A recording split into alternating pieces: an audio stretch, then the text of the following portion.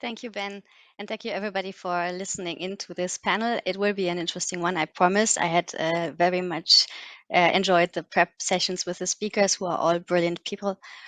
As Ben mentioned, my name is Catherine Lorenzo. I'm a partner in the Luxembourg office of Allen & Overy, and I'm heading the IP data and tech practice there. So doing everything which is related to from software agreements over data protection compliance, investigations, and everything related to new technology, like the new regulation that come out of the European legislator, including the AI regulation. And I'm joined today, as Ben mentioned, by a really lovely panel. And Ben introduced them very shortly, but I think that doesn't give justice to our speakers. So I just wanted to let everybody add a little bit of background on what you're dealing with. And Cecilia, would you like to start? Thank you very much, and thank you for the organization of RAID, and you, Catherine, for guiding us in the preparation of this call. So I am the director, as Catherine was mentioning, of the privacy policy at Meta, where I joined now almost 4 years ago. And before I was have the honor to be the data protection officer of Pfizer. At the beginning, when we were about to implement the GDPR that was just approved at the time. And before this, I've been in private practice as a lawyer specialized in data protection, but from an M&A transactional background for 18 years, in which I was initiating also my data protection work with e-commerce, that at the time was really something new. I am super happy to be here. Thank you very much. Lovely. Thank you, Cecilia. Martijn, do you want to say a few words about yourself? Of course. Thank you. Great for having me. Thank you very much. Yeah, so it's Martijn ten Bloemendal, lawyer by trade. I've been doing privacy law since about 2000, so quite a while, 10 years in private practice, and since then as in-house counsel, and most recently at AbbVie, pharmaceutical company, for last 7 years, I would say. And consent issues mostly arise in my industry in many venues, but most notably in the health research part. We'll talk about that a little bit, but that's me in a nutshell. Very good. Steve, last but not least, you want to say some words about you?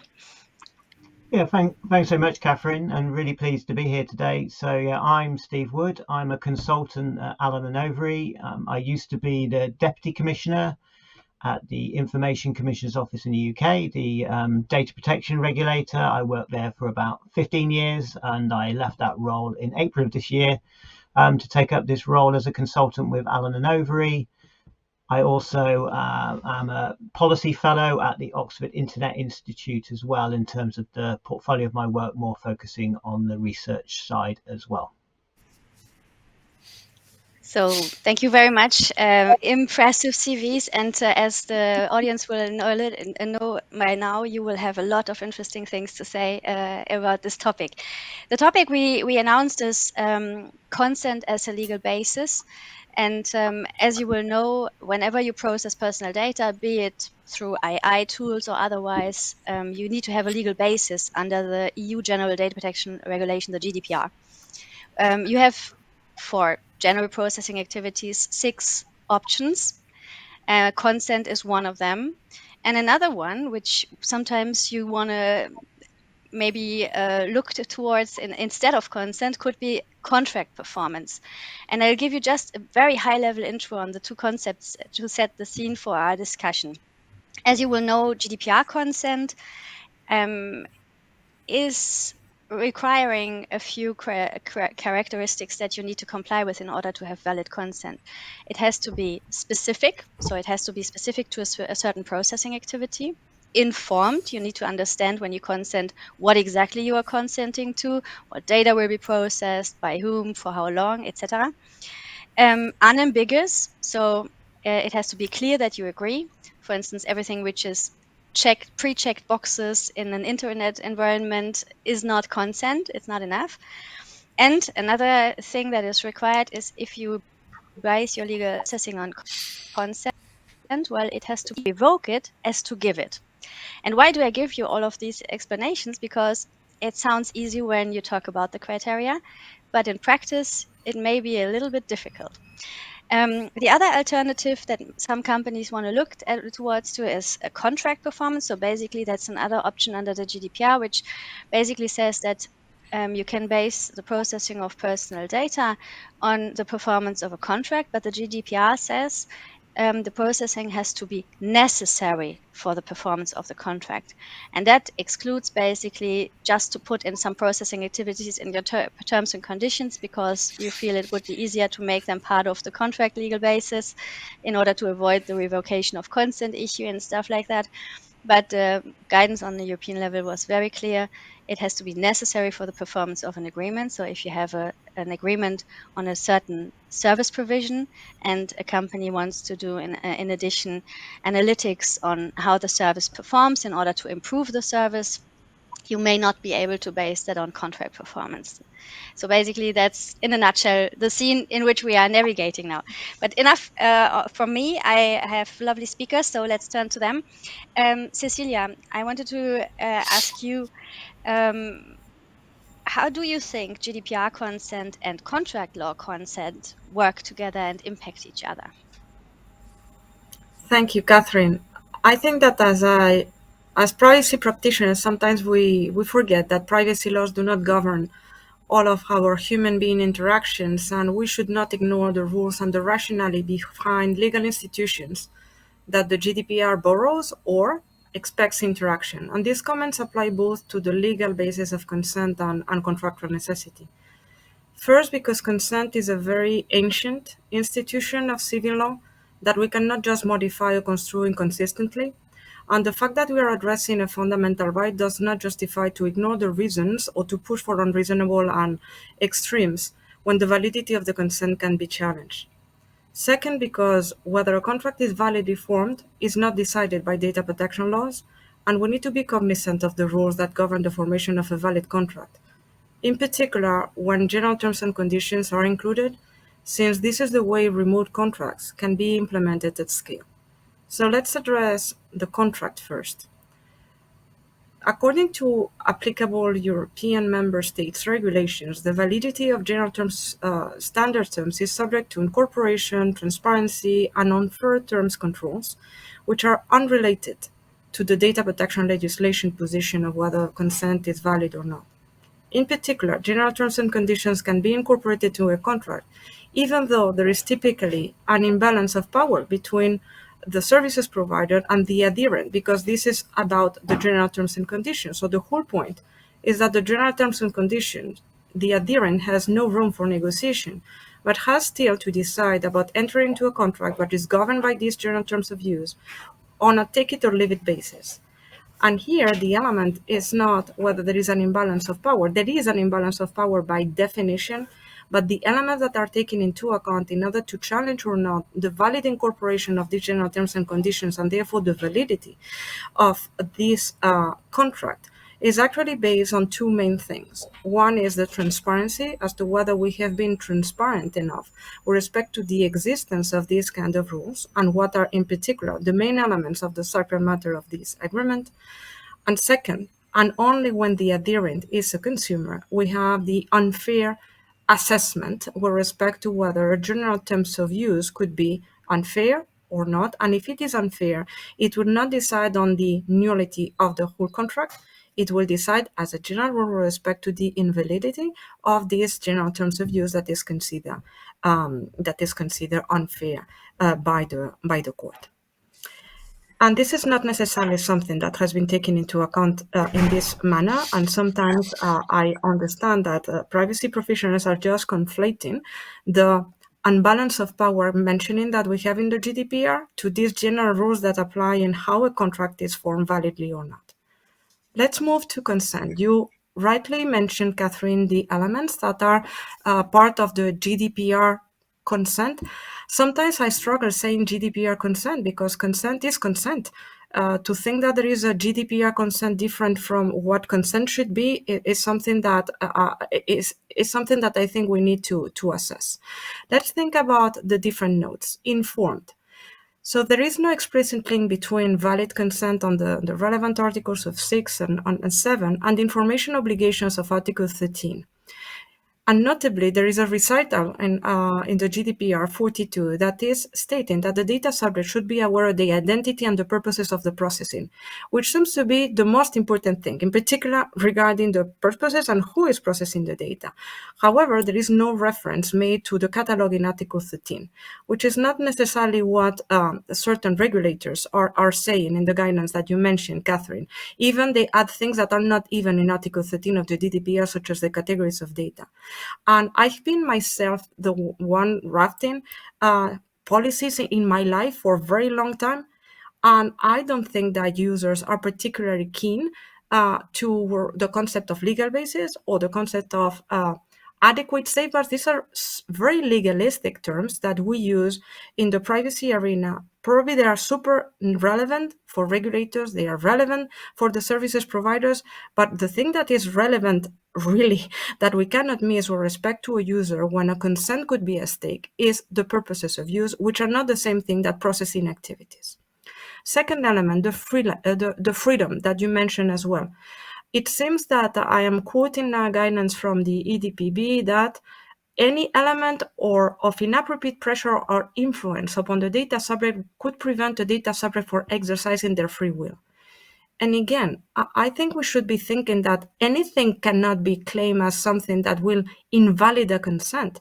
The theory of consent in the European member states and in other countries that are no longer in the European Union identifies the reason why consent is not freely given. And we're requested to take into account the circumstances of the individual, and in cases that are particularly serious, we're talking about threat, we're talking about fraud, we're talking about coercion, not something that, as the case may be, we as individuals would prefer that the offer is differently built because we have whatever, let's say, will. Either there is a necessity to think about the freedom of consent as the bar that exists under the civil law. Specific and is another one in which I think we will probably have a lot to say, all of us, in this respect. But again, this is a general principle which is not linked to consent, but to the data collection and data use. And we cannot go to extremes that makes that every single thing requires a consent per se, because at the end we fall into what is called already a consent fatigue, or just an impossibility for the provider to create a service, because otherwise it will be obliged to create services that are a la carte for every and each of the potential clients. Let me think about how we compare these consent elements regarding other fundamental rights. And let's take the right of self-image.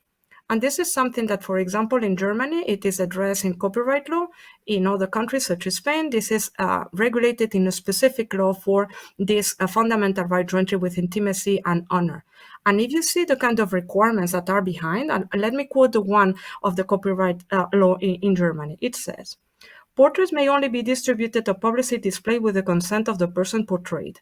In case of doubt, consent shall be deemed to have been granted if the person depicted has received remuneration for having his or her likeness reproduced. I think this is quite different to the kind of requirements that we have in the GDPR, which is another fundamental right. So just to call that this is a fundamental right does not justify to go to extremes when construing the elements of consent. Let me take two other examples that I stop here. Tape recording, the secrecy of communications.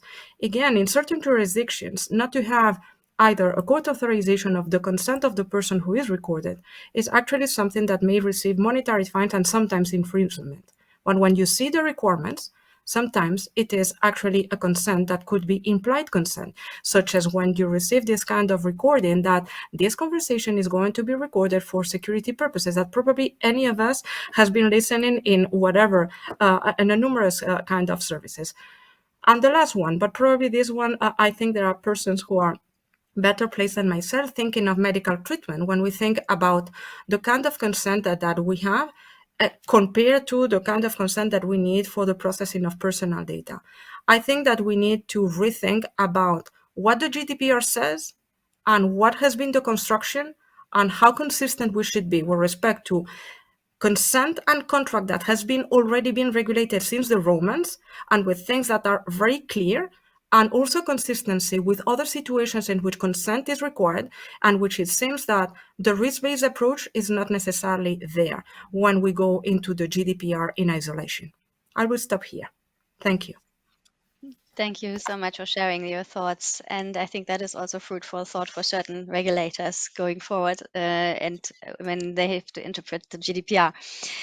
Steve, turning to you, sometimes you get the impression that there may be a hierarchy between,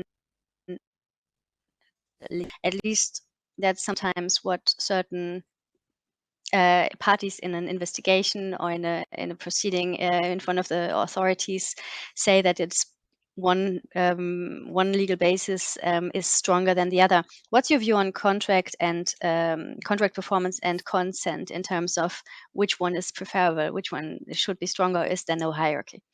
Mm-hmm. Yeah, thanks very much, Catherine. Yeah, I think these issues and perceptions around consent have built up over a period of time, and I think certainly when we saw the introduction as well of GDPR in 2018, we had a lot of new places of information for organisations to find guidance about GDPR, and there was a big push with many consultants and many people in the industry to talk about consent, that you had to have consent to process personal data under the GDPR, which was obviously incorrect. But I think certainly her perception has built up over time that GDPR is all about consent, and consent is sort of the gold standard in GDPR. Whereas actually from the work I did at my former employer, the regulator, the Information Commissioner, we made clear in our guidance that there is no hierarchy of the lawful basis in GDPR. The fact that one comes above the other does not mean it's more important or it should be considered first. So I think because data protection as well is so horizontal, so I think that's the thing we have to remember about GDPR. It covers all facets of human activity. So it covers all facets of commercial life, and also it covers relationship with customers, it covers relationships with employees, it covers the public sector, it covers government, it covers hospitals, it covers police, and on and on. So we have such a wide range of scenarios relating to how personal data can be used, but it's really important that we actually consider what the right lawful basis is in the context of the particular sector, and then also in the context, obviously, of the particular processing that the controller is trying to undertake. So I think that one of the key messages really is context is king in terms of understanding which lawful basis to apply. And certainly, I think, as I said earlier, there has been this particular focus on consent. I think the focus as well, sort of has emerged because people think it's the best way to give individuals control. But to rely on consent as a lawful basis is the best way forward in that respect. But I think it's understanding the benefits and the weaknesses of all of the different lawful bases, and then trying to match them to the situation you're in. Clearly, consent can be, in certain situations, can feel like it's quite straightforward to execute. You can have that interaction. There's a button that someone can press, etc. But it can seem like the best option. However, of course, organisations do need to think about whether that really is effective consent. I think I would completely accept the things that Cecilia was mentioning earlier, that we can set the bar too high for consent in terms of applying an overly strict interpretation of imbalance of power. But I think equally we need consent to actually allow the individual to be able to have that real choice, and can they revoke the consent, etc., for it to be a valid lawful basis. And I think we can look at the other options. So we've obviously talked about contract. I think contract can be appropriate to the commercial situation in terms of the processing. I mean, as you mentioned earlier as well, Catherine, the test is necessity. So it's got to be necessary for the performance of the contract. And often processing is very clearly and squarely within that category. It's definitely needed for the performance of the contract, and that is the best lawful basis. You may have some areas which are perhaps harder to decide on whether they are necessary for the performance of the contract. And I think obviously still waiting for, case law as well in the European context from the Court of Justice of the European Union to consider some of these questions. again, picking up on what Cecilia said, certainly the EDPB in its guidance has set a pretty strict standard for necessity, particularly in the context of online services, so social media platforms, etc., about whether behavioral advertising within that context would be necessary for the performance of a contract if it was part of the funding model. And the EDPB has said in a fairly sort of strong and sort of blanket way that it couldn't be necessary. And also the personalization of content. Could that be use of personal data for that? Could that be necessary for the performance of the contract as well?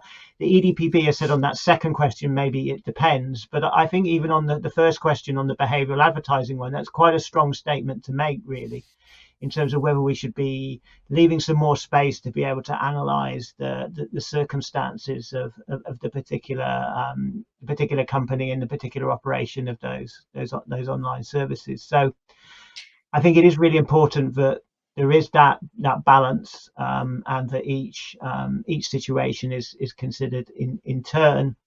And I think finally as well, I think about thinking about consent in the digital environment that we're all operating in now, and we're going to be operating in the future.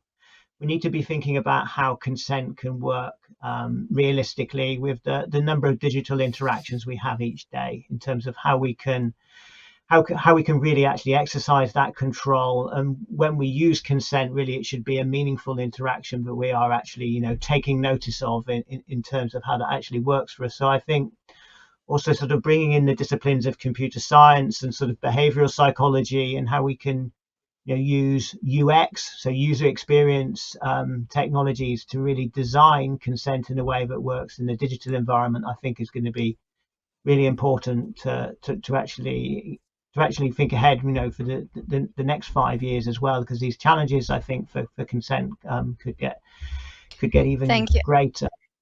Yeah, thank you. I think on that one, that is a good prompt, because we have been talking about the concepts in a theoretical way for now, and you're touching on an important point, Steve, here, saying how does it work in practice? I mean, granularity and revocability, for instance, are some of the challenges that you may face in practice. And Cecilia, what do you think are there from your perspective in your business that you are helping to navigate the GDPR? Thank you, Catherine. As I mentioned regarding the granularity, this is a requirement that is not explicitly called out in the GDPR. I understand that this is part of the construction from certain privacy regulators regarding the specificity of the consent, which is one of the notes that characterizes the GDPR. It is questionable whether a strict interpretation can be derived from the relevant article that is taken into account, which is, I understand, Article 4.11. It is true that consent must relate to a certain purpose, and I think that this is important. But again, the civil law consent is not in blank in no respect. So GDPR is not an exception. So you need to understand to which you are consent. It's not that you consent to the processing of personal data. No, you consent to the processing of personal data for something. But between the something of being extremely narrow and describe each and everything and have buckets of things that people may understand what you are talking about, I think that is room, let's say, not to have a disproportionate requirement with respect to what specific should be understood, and not go to a granularity that at the end is sometimes even mixed with processing activities, which is very different to processing purposes. So to describe each and every part of how ends up at the end of the day to a purpose, this is very different, and this should, from my point of view, should never be how a specific or granular should be understood. And in particular, it should also be understood which is the context in which what do you want to obtain, and the kind of risk for the individual that you have in this specific context, in case this information fails, let's say, in order for this informed consent to take place. Regarding revocability, which is something that is also part of the features of the GDPR, I think that consent, of course, could be revoked. This is part of the thing, but we need to also understand that the GDPR does not think about a retroactivity. And this is something that is relevant because the same thing that when we have the right to be forgotten, in which you do not rewrite the history, if someone has consented, this has had a certain number of consequences. And even if I am not the moderator, I know for sure, because we have been discussing this when I was in the pharma industry for a long time, but things that happen when you have data that have been obtained for a clinical trial, even if the person decides to withdraw from this clinical trial for medical reasons, and there is no problem in having this. If you take out this data from the results, then actually you are jeopardizing the results that you have obtained. Because how for example, the drug of therapy was working in a certain patient is extremely important, even if this patient is no longer part of the clinical trial for whatever reason. But I will stop there because definitely this is a field in which Martin can illustrate even much better than myself in this respect. Yeah, very, very good. Thank you, Cecilia. I was just thinking about something you mentioned on the granularity. It's also maybe sometimes if it's pushed to the you would force data subjects and individuals basically to click, I don't know, 4, 5, 6 times a button to accept some processing. And then the question is it even useful? Because if you just want to get access to a certain service or just get on with what you were looking for in the online environment, people may just not read it anymore and just do a click, click, click, and then the use of the whole concept is no longer as present as it was supposed to be. But Martin, Cecilia alluded to it. You come from a different sector than Cecilia, and we would like to obviously also hear the challenges that you're facing in that sector, in the pharma industry. Yeah, thanks, Catherine. And indeed, I think I agree with all that has been said previously. I think one of the biggest problems really is that consent on the one level, it sounds so intuitive, right? If you're not a privacy professional, you say, like, what can be wrong with consent, right? You just can get consent, then you move on. But it has all these issues that were already alluded to. So I'm not going to rehash those. I think one thing that I might observe just from my industry is that there is still, after the GDPR, so we're 4 years in, so much insecurity around what this topic means. I'll give you just one practical example. So when we, as a pharmaceutical company, do our clinical trials, so big health research with patients, there's different interpretations across Europe as to whether or not you should or should not obtain consent for the use of data in that context. Just to illustrate that, quite.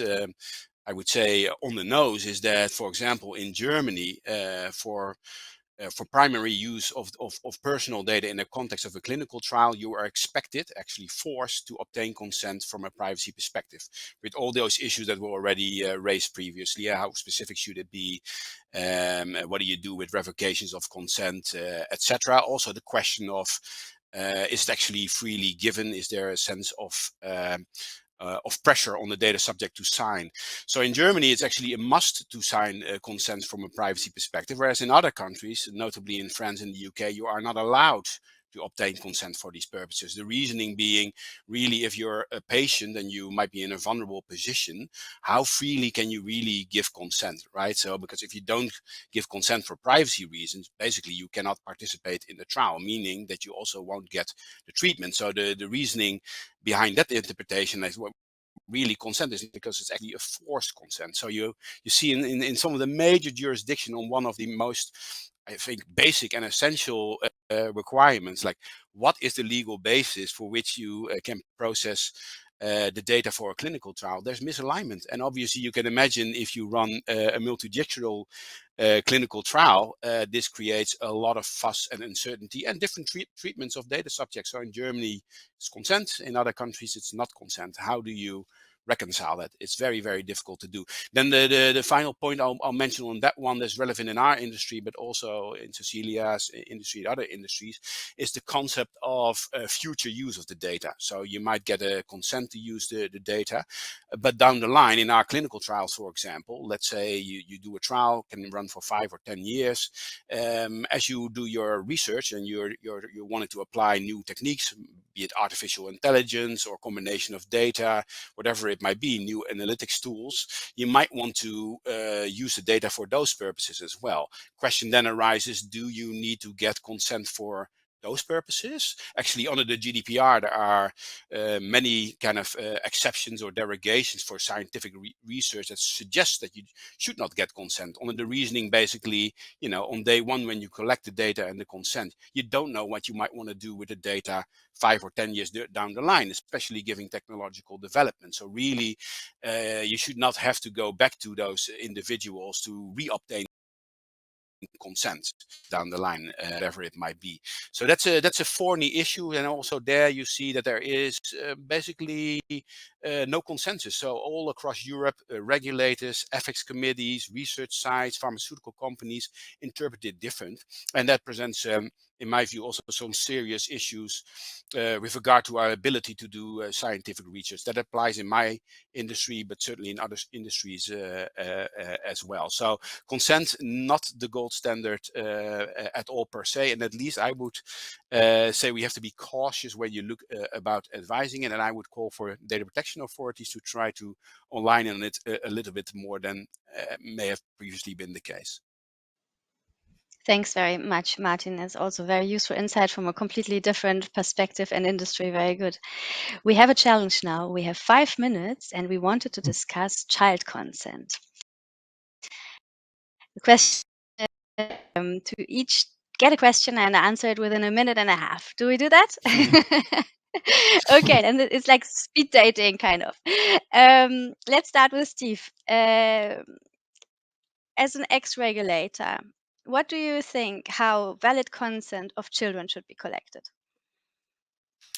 Yeah, so I've got to boil this down into 1.5 minutes. So I think that the key message I think is one that I mentioned earlier. I think it's not to always assume that consent is always needed when you're processing personal data of children. So it depends on the context and the relationship, and it can be very different. For example, when a child is using a commercial service online, or whether it's a scenario related to their interaction with education or health or other organizations as well. So I think that's the first key message. I think the other key message as well is that consent is not sort of a silver bullet or a magic solution in terms of protecting children online. I think, of course, we need to think about when it is appropriate to have a standard of consent when a child is either under a particular age or over a particular age. What then kicks in terms of how what kicks in terms of how the consent is taken. So if a child is under a certain age, so in certain countries in the EU, that's under the age of 13. In other countries, it's under the age of 16. So the GDPR doesn't set one standard. If you're relying on consent as a legal basis for a child using an information society service and they're under one of those ages, then you have to use parental consent. If the child is over that age, then you can actually obviously seek consent from the child themselves. So it's really important, I think, that services are designed with those key interactions in mind and understanding how they can work on a practical basis. So I think that's understanding the parent and child relationship, how you can do that in a practical and sensible way, and what is a proportionate way of verifying parental consent, using privacy by design to make sure you're not collecting more data, making the process more intrusive to do that. So I think how we actually gather more research and how we learn from the different solutions that companies are deploying at the moment and make that work in practice, I think is going to be really important. But I'll finish there. Thank you. Good job. Cecilia, what's your view on child consent and how to collect it? First, that we need more than 1 minute, but now, I since this is the only that I think we that need there a are week. two main issues. One that is, I think, something that Steve has already touched upon with respect to age assurance, which I think is one topic that is particularly relevant, in which, as he mentions, there is no silver bullet methods, but I think we should be thinking about a risk-based approach, because there is always a trade-off that we need to have between the youth empowerment and autonomy in the exercise of fundamental rights, privacy included, but others as well, and also youth protection, which is another element that we need to take into account as much, and also the parent's role in all of this. So it's not only an interaction between a services provider and the user, it's actually something in which we have different stakeholders. And when we think of the ID thing as apparently a kind of golden standard for some, I think that we are just wrong, because teens, most of them, do not have IDs to start with. And second, we need also to think about that this should not be like the method that we do. They can be falsified. I remember in my offline world before, in which IDs were falsified. This is not something that has changed in the digital world. So we need to think about more imaginative ways in which we need to be more invasive, because more effective is the age assurance, more invasive it is in privacy terms. So we need also to think about when we are going to go to this route. The second thing is the parental consent. So let's imagine that we have been successful, all the stakeholders, in assuring the age of our users. Then the question as to whether parental consent could be needed will be something that will be addressed if the legal basis is consent, which is something first that needs to be addressed and is not automatic. But let's imagine that consent is the root. Imagine how difficult it is already to assure the age of someone in order to ensure that you know who is the parent of someone and that this person is legitimized to take all of these decisions without the children, without the other parent, as the case may be, or without the state, because there could be very different situations in which the parent or a parent is not necessarily allowed to do this. And what we cannot expect is that services providers becomes family law experts, that they are requesting divorce rulings, adoption rulings, family books. So we must think about in practice, how does this work? In order that at the end of the day, we feel also comfortable to having the conversations that we need to have as parents with. I am not talking here, of course, of 8 years old or 7 years old, but there is a moment in which there are discussions that are happening because our young generation, of course, they want to grow and they want autonomy. And we need also to leave them, and we need also to ensure there is protection. And all of this requires conversations and requires also that the parents are able to tailor to the needs of their own children, because there is no one who knows better the children than the parents, in principle, hopefully, but definitely not the service provider, hopefully as well. So these are my maybe 1 minute and a half.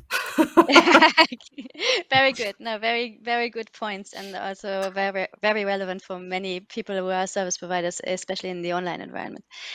Martin, if you had the chance to tell a regulator something you need from them in order to make your life easier when it comes to the collection of consent or child consent, what would it be? On consent in general, I would say with regard to research, to steer away from focusing on the consent in documentation, in conversation, and what have you. There's especially in the health space, there's a lot of developments, legislative developments, and there you see again this focus on consent. And I think people are not thinking about the downline ramifications of it. If we want in Europe, for example, to be innovative with data, we want to use data in innovative ways for, in ways that we might not have thought of before. We cannot say that, well, in every case that we come up with something new, we ought to get consent. And actually the GDPR has many, as I was already alluding to earlier, many specific derogations that say under these circumstances, you don't need to get consent. But nonetheless, you see a repeat of this idea that consent is the gold standard. And I think it can have, again, it makes intuitive sense, but it can have downstream effects that are not per se imagined, especially as it relates to data and research, which I would say, I'm not going to say that data is the new gold or attitudes like that, but obviously data is extremely important, and innovative ways of analyzing data for economic development. So we have to be very, very cautious if we constrain that development purely because we believe consent is the gold standard, and that is the be all and end all. Thank you very much, Steve. If you hear this, and I know we are now we are the last ones between the people and their break. So basically, we have a little bit of pressure to let people in their break in a few minutes. Steve, Cecilia mentioned the difficulty to do these assessments, understand who's the parent of who, and how to manage consent. Do you see, and there I give you another challenge, 1 minute, how this could be handled in practice from another perspective, like third parties maybe that can be involved? Yeah, I think generally looking at the future of consent management, there are some really interesting developments around online intermediaries, trusted third parties. I think the role of certification in GDPR in setting out to the public the standards of which these online intermediaries could meet. And we have the concept, I think, of personal information management stores, which would be a trusted place where users could import in, lots of different types of data, and then have a very well designed interface and system in which they can grant consents, can interact with different parties who want to use that data and need to have that data shared with them as well. So I think it's a fairly early stage in terms of how these technologies are developing. I think there's obviously opportunities to use techniques relating to anonymization and pseudonymization and other privacy enhancing technologies, including different forms of encryption as well, where the data can be reused for research purposes as well. I think we have a number of different forms of online intermediaries, including what we call trusted research environments, developing as well. But I think in those scenarios as well, we have the opportunity to create an approach really that will allow the user in a very user-friendly way to be able to interact and control how their data is managed. It probably won't work for every scenario, and we don't know how far it can scale, how many users it can empower. So it's an open question as to how much it can solve some of these challenges in the future. But I think particularly for areas like research, I think the role of trusted third parties and the privacy safeguards they can play and how that sort of interacts with users' expectations as well in terms of what happens to their data. I think there's some really important developments coming down the track. So we look forward to seeing what happens in other jurisdictions. India, in their draft data protection bill as well, have recognised the concept of information fiduciaries. So it is something that is coming forward, and we need to sort of do more research, I think, and learn about how feasible and scalable it is to some of the problems we see. Yeah. Or self-sovereign identifiers that the users can manage themselves is another topic, but that's one for another session. We come to an end now. Thank you so much. It was a lovely conversation. I thought it was really, really interesting to listen to you again. And it has just shown us all the facets of the legal concepts and the practical challenges that we may face. So thanks a million for this panel, and to all that listened to it until the end, thank you for staying with us, and I hope you found it just as interesting as I did. Thank you so much.